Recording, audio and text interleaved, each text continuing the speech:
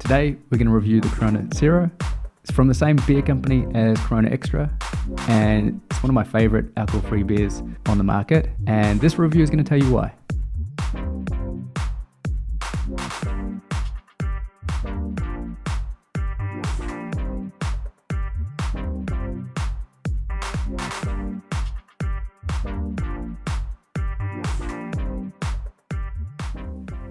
So a quick bit of background about the beer. It was first released in Mexico in 2016, and since 2022, it's been available in around 40 different countries. The way that they process the Corona Cero is through reverse osmosis, and that's quite a common method for creating alcohol-free beers, of using pressure to pass the beer through a semi-permeable membrane. And this membrane allows water molecules to pass through, but blocks the alcohol molecules, giving you the alcohol-free beer. It's a bit like catching pasta through a colander. So the pasta doesn't pass through, but the pasta water does. That's a pretty simplified process and explanation, but there is actually a really good research article that you can look into, and it tells you about the whole process and runs it through for you. So I've linked that in the description. So we're going to have 4 points.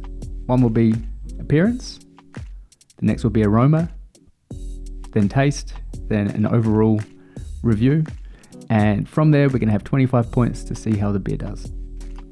So starting with appearance, this beer looks really similar to the Corona Extra. It matches the original style really well. The actual colour of the beer, I think you'd be hard pressed to work out which one was the alcohol beer and which one was the alcohol free.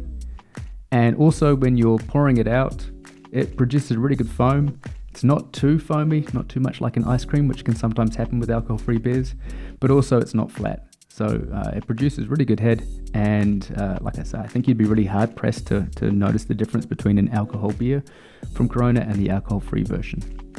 And overall, I think the beer looks great. It doesn't look like a fizzy drink, and it looks like a good, serious beer. One thing I've noticed with a lot of alcohol-free beers is they use this kind of light blue or a blue style to show you that it's the alcohol-free version. I think they've chosen a really nice colour blue. It's appealing to the eyes. It's good.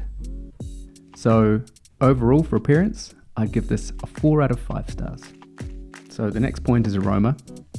Now I wouldn't give Corona full points for aroma for the Corona Extra beer. Not that it smells bad, but it's definitely a distinctive smell. And one thing I think they've done really well with the Corona Cero is that they've actually matched that smell. So when you crack open that beer, you really can smell that it's a Corona. So look, I haven't given them full points because I think the original Corona Extra isn't the best aromatic beer that's out there, but I have given it 4 out of 5 points because they've matched the original beer so well, and it does have that kind of reminisce of the Corona Extra beer. Off to the next point, and that's taste.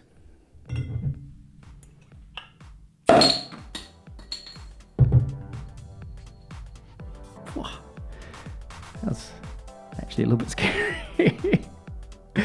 So off to the next point, it's taste. And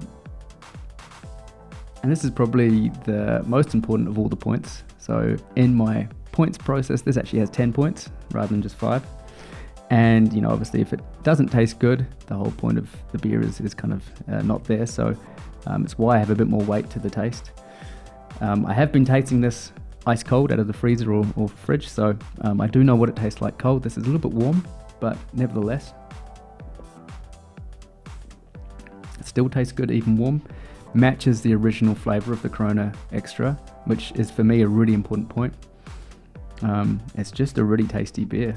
I really enjoy it. You can taste the kind of citrus and fruitiness of the flavor.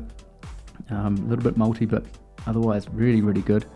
It has enough fizz, really has like a good mouthfeel to it.